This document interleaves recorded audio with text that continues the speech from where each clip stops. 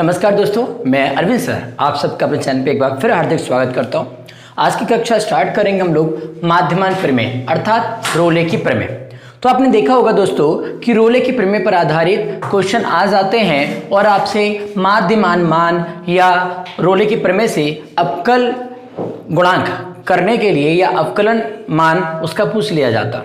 ठीक है, तो ऐसे प्रश्न को कैसे बनाते हैं, कैसे हल करते हैं, चलिए सीखते हैं। तो जैसे प्रश्न आप देख रहे हैं कि बिंदु 1,5 1,5 है पर फलन जो है फंक्शन f(x) जो है x² - 2x + 4 के लिए रोले की प्रमेय को सत्यापित करना। ठीक है, अब आपको रोले की प्रमेय का मतलब है रोले की माध्यमान प्रमेय आपको सिद्ध करना है। ठीक है, तो कैसे करेंगे हम इस प्रश्न को देखते हैं। मैं आपसे कहूँगा सबसे पहले तो ये वाली वैल्यू को आप a मान लीजिए, ये वाली वैल्यू को b मान लीजिए। मतलब अगर 2,3 दी है, अब अगर आपको सपोज करें 2,3 दिया है, इसका मतलब है ये a का मान हो गया और ये b का मान हो गया। जैसे यहाँ पर क्या दिया है 1,5, इसका मतलब 1 हो गया a का मान और 5 हो गया b का मान। कोई दिक्कत नहीं होनी चाहिए। करना क्या है हमें, सबसे पहले हम लोग निकालेंगे fa कैसे निकालते हैं। fa का मतलब है पहले पॉइंट पर चेक करेंगे। तो पहले पॉइंट पर चेक करेंगे, ये आपका fa कहलाता है। क्या कहलाता है? fa। ठीक है, तो a का मान लगा दिया 1 लगाएंगे तो देखो 1 का स्क्वायर करेंगे माइनस 2 × 1 करेंगे +4। जब हम इसको सॉल्व करेंगे तो 1 का स्क्वायर 1 होता है, 2 × 1 = 2, मतलब 2 × 2 होता है और ये 4 हो गया। 4 में 1 जोड़ेंगे कितना आएगा 5, 5 में से 2 घटाएंगे कितना आएगा 3। इसका मतलब fa या f1 का मान 3 आ चुका। ठीक है, ऐसे ही हम निकालेंगे fb। क्या निकालेंगे? fb। अब fb निकालने का मतलब है दूसरा वाला जो मान दिया वो लगाइए। तो 5 है तो 5 लगाइए इसी वाले फंक्शन में। तो 5 का स्क्वायर -2 × 5 + 4। हम इसको सॉल्व करेंगे, ये 25 आएगा -10 आएगा और +4। आप जानते हैं 25 4 29 में से 10 कम करेंगे तो 19। fb अर्थात f5 का मान आ गया 19। यहाँ तक कोई समस्या नहीं होनी चाहिए। अब इसी क्रम में अब हम लोग बात पढ़ेंगे, एक सूत्र पढ़ेंगे। कौन सा सूत्र है कि f'। सूत्र पढ़ने से पहले मैं आपसे कहूँगा भाई पहले स्टेप में fa निकाल लिया, कोई दिक्कत नहीं होनी चाहिए। दूसरे स्टेप में आपने fb का मान निकाल लिया, यहाँ पे कोई समस्या नहीं होनी चाहिए। अब मैं कहूँगा जो फंक्शन दिया है आपको, जैसे ये f(x) बराबर दे रखा है x² - 2x + 4, इसका हमें करेंगे अवकलन। क्या करेंगे? अवकलन। अवकलन कैसे करते हैं हम? f' कर लेंगे। क्या कर लेंगे? f'। एक बार डैश का मतलब मैं आपको पुरानी वीडियो में बता चुका हूँ, पुरानी क्लास में बता चुका हूँ कि एक डैश का मतलब होता है एक बार अवकलन। ठीक है, तो f' किया तो देखिए x² का अवकलन बताओ 2x आएगा। यहाँ पर देखिए -2, क्योंकि x का अवकलन 1 हो गया तो -2 बचा और 4 का अवकलन हो गया 0। आपको पढ़ाया हुआ है x² का अवकलन 2x हो गया। ठीक है, यहाँ पर x का अवकलन 1 हो गया इसलिए केवल -2 बचेगा और 4 का हो गया 0। इतना तो हम सब जानते ही होंगे। ठीक है, मैं आपसे कहूँगा सिर्फ x का जो फंक्शन है, चूँकि फॉर्मूला जो पढ़ेंगे हम लोग वो c के पदों में है। किसके पदों में? c के पदों में। तो मैं आपसे इतनी गुजारिश करूँगा कि यहाँ पर जो x फंक्शन है उसको x ना मानकर c मान लो। तो इस x को क्या मान लें हम? c मान लें। क्या मान लें? c। तो जहाँ जहाँ x है वहाँ c मान लें, क्योंकि सूत्र हम जो पढ़ेंगे वो c के पदों में पढ़ेंगे। ठीक है, क्या करा मैं फिर से बताता हूँ।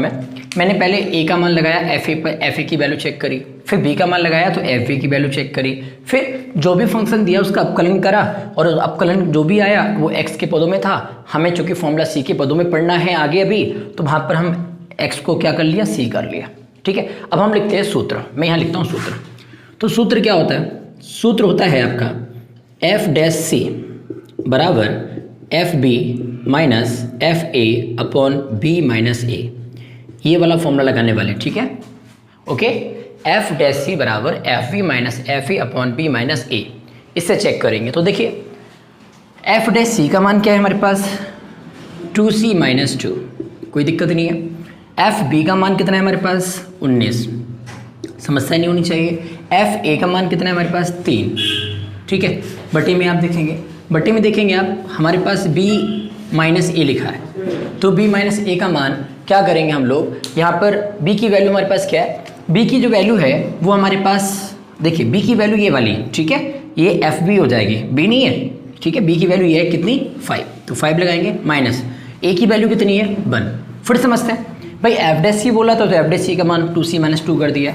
ठीक है, अब यहाँ पर fb चाहिए तो fb का मतलब क्या है? fb का मतलब यहाँ पर है 19। कितना है? 19। तो मैंने 19 लगा दिया। ठीक, फिर यहाँ पर हमारे पास क्या है, एफ ए का मान हमारे पास क्या है 3, तो 3 लगा दिया अपॉन बी माइनस ए कह रहा है ना, तो बी का मान हमारे पास 5 है, ए का मान हमारे पास 1 है, तो हम क्या करेंगे इसको हल करेंगे।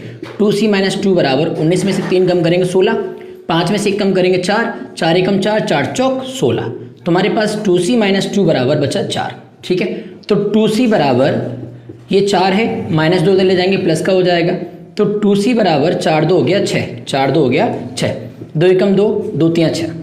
ठीक है, ठीक है, तो यहाँ पर c का मान कितना आ गया 3 आ गया, तो c का मान आ गया हमारे पास 3, और ये c का जो मान है यही हमारा माध्यमान मान है। क्या है, माध्यमान मान है। ठीक है, तो यही हमें एक्चुअल में फाइंड आउट करना था, यही हमें निकालना था, जो आ चुका है। ठीक है, और ये जो c का मान 3 है ये 1 और 5 के मध्य का ही मान है ना, इसीलिए हम इसको माध्यमान कहेंगे। तो ये हमारा रोले के प्रमेय से इस समीकरण का क्या, ये समीकरण क्या हो गई, एक प्रकार से हम कह सकते हैं सत्यापित हो रहा है। ये जो मान 3 है ये 1 और 5 के बीच का ही है। ठीक है, तो इससे बात क्लियर हो गई। तो हम लोग इसी क्रम में एक सवाल और प्रैक्टिस करते हैं। मैं यहाँ पर इस बार मान बदल ले रहा हूँ, 1 और 3 कर ले रहा हूँ। ठीक है, और इक्वेशन भी बदल ले रहा हूँ। यहाँ पर मैं कर ले रहा हूँ यहाँ पर x की घात 3 माइनस 5x² माइनस 3x। ठीक है, और ये क्वेश्चन नंबर 2 बना दूंगा मैं। इस प्रश्न को कैसे हल करेंगे देखते हैं। जो काम अभी किया आपने वही काम करना है, फिर से समझते हैं इस प्रश्न को। क्या करना है, एफ ए का मान, मतलब एफ ए का मतलब 1 लगाना है। तो जब 1 लगाओगे तो देखो 1 का क्यूब माइनस 5 1 का स्क्वायर और माइनस 3 इंटू 1, तो 1 का क्यूब 1, 5 1 का स्क्वायर 1 होता है तो 5 ही बचेगा, और 3 एकम 3, तो 5 3 8, माइनस का माइनस 8 से 1 कम करो तो माइनस का 7 बचेगा। चेक करें, ठीक है, वैल्यू ठीक निकाली है, चेक करें, क्लियर है। ऐसे ही बढ़े आगे, एफ वी निकालेंगे हम लोग, एफ वी निकालेंगे मतलब 3 करेंगे। जब 3 करेंगे तो देखिए आप 3 का क्यूब करेंगे माइनस 5, 3 का स्क्वायर करेंगे माइनस 3 इंटू 3 करेंगे, तो 3 3 9 27 हो गया, 3 3 9, 9 5 45 होता है, और 3 3 9। आप देखेंगे इसको तो 45 और 9 54 होता है। ठीक है, और ये 27 है, 27 माइनस 54, तो 27 दूनी 54, मतलब 27 बचेगा, वो भी काय का माइनस का। ये भी चेक करें क्या ठीक है, यहाँ तक बात समझ में आ रही होगी। अब हम क्या करेंगे, जो भी हमें फंक्शन दिया है एफ एक्स, ठीक है, उसका हम करेंगे अवकलन। तो अवकलन करेंगे तो एफ डैश एक्स करेंगे तो क्या करेंगे, एक्स क्यूब का अवकलन क्या होता है 3x²। ठीक है, माइनस 5 कांस्टेंट है, एक्स स्क्वायर का अवकलन क्या होता है 2x। ठीक है, माइनस एक्स का अवकलन 1 होता है तो 3 बचेगा, मतलब हमारे पास एफ डैश एक्स का मान जो है वो आ गया 3x² माइनस 5 दूनी 10x और माइनस का 3। ठीक है, करना क्या है, मैंने आपको बोला था x का मान c में बदल लो, क्योंकि हमारा सूत्र c के पदों में होता है, तो हम यहाँ पर सब जगह c लगा सकते हैं, यहाँ पर हम ऐसे करके c लगा सकते हैं, कोई दिक्कत नहीं होनी चाहिए। ठीक है, अब हमने जब एफ डैश सी का मान निकाल लिया, यही मान हम सूत्र में अप्लाई करेंगे। तो एफ डैश सी का मान हमारे पास क्या है 3c² माइनस 10c और माइनस 3 बराबर एफ वी का मान देखो, एफ वी का मान हमारे पास माइनस 27 है, माइनस एफ ए का मान देखो हमारे पास माइनस का 7 है, तो माइनस माइनस प्लस हो जाएगा, बटे में बी माइनस ए, बी का मान 3 है, ए का मतलब 1 है, हम इसको सॉल्व करेंगे 3c² माइनस 10c माइनस 3 बराबर 27 में से 7 कम करेंगे तो माइनस का 20 बचेगा, 3 में से 1 कम करेंगे 2 बचेगा, 2 2 20 होता। ठीक है, तो मतलब 3c² माइनस 10c और ये माइनस का 3 है, माइनस 10 को इधर ले आइए प्लस का हो जाएगा बराबर 0 हो जाएगा, तो 3c² माइनस 10c और 10 में से 3 कम करेंगे 7 बचेगा बराबर 0, 7 या 21 ऐसे फैक्टर करना है कि मल्टीप्लाई 21 है और जोड़ने पर 10 है, तो 7 और 3 10 होता है, तो 3c² माइनस, भाई 10 को हम तोड़ेंगे 7 प्लस 3 में। ठीक है, तो आप जानते हैं ये 3c² 7 की मल्टीप्लाई करेंगे 7c आ जाएगा, माइनस माइनस प्लस माइनस, ये 3c प्लस 7 बराबर 0। यहाँ से कॉमन क्या मिलेगा, अब देखें, और यहाँ से देखिए आप कॉमन यहाँ से मिलेगा सिर्फ c। ठीक है, अंदर क्या बचेगा 3c माइनस 7, यहाँ से कुछ नहीं मिलेगा 1 मिलेगा, तो 3c माइनस 7 बचेगा। ये तो हम लोगों ने 9th और 10th में पढ़ाई है ना, कोई नई चीज़ नहीं है हमारे लिए। तो 3c माइनस 7 और c माइनस 1 बराबर 0 आ गया। एक बार 3c माइनस 7 बराबर 0 करोगे तो 3c बराबर 7 और c का मान आएगा 7/3। एक बार आप c माइनस 1 बराबर 0 करोगे तो c बराबर कितना आएगा 1। तो हमारे यहाँ पर c के दो मान निकले, एक निकला 7/3 और एक निकला 1। ठीक है, तो अब आपको पता है कि आपका आंसर क्या हो गया, c बराबर 7/3। चेक कर लें आप, सही आंसर है हम लोगों का, है ना। c is equal to 1। हम क्यों वैसे तो दो आंसर हो गए, लेकिन हमें माध्यमान चाहिए था। माध्यमान 1 और 3 के बीच का ही होगा। जैसे आप 3 को 7 को भाग लगाओगे 3 से, तो 3 2 जा 6, 3 दूनी 6 होता है। 2 से बड़ा आंसर मिलेगा जो कि 1 और 3 के बीच होगा, इसलिए सी का ये करेक्ट आंसर है। ठीक है, और सी का मान 1 है, ये तो पहले वाले एक ही वैल्यू के बराबर है, इसलिए हम इसको नहीं मानेंगे, हम इसको मानेंगे। ठीक है, इसलिए मैं इसको रफ कर रहा हूँ। ठीक है, आखिरी प्रश्न जो तीसरा प्रश्न है वो हम लोग माध्यमिक प्रमेय से कर लेते हैं और समझ लेते हैं कि कैसे करेंगे इसको। मैं रफ कर देता हूँ उसको, देखिए आप। इस बार फंक्शन जो है वो मैं कर दे रहा हूँ 1,4 और इक्वेशन जो है वो है इस बार x - 1, x - 2 और x - 3। आपसे भाई आशा करेंगे कि आप इस प्रश्न को बनाएं, हल करें। ठीक है, चलिए मैं इसको रफ करता हूँ।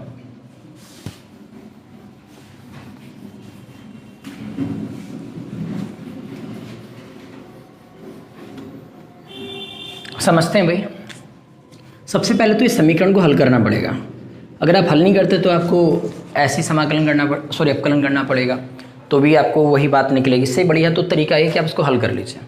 भाई x की 1 से गुणा करेंगे तो x², x की 2 से गुणा करेंगे तो 2x, -1 की x से गुणा करेंगे तो -x, -1 की -2 से गुणा करेंगे तो +2। ऐसे ही यहाँ पर x - 3 चल रहा है, अभी इसका नंबर नहीं लगाया।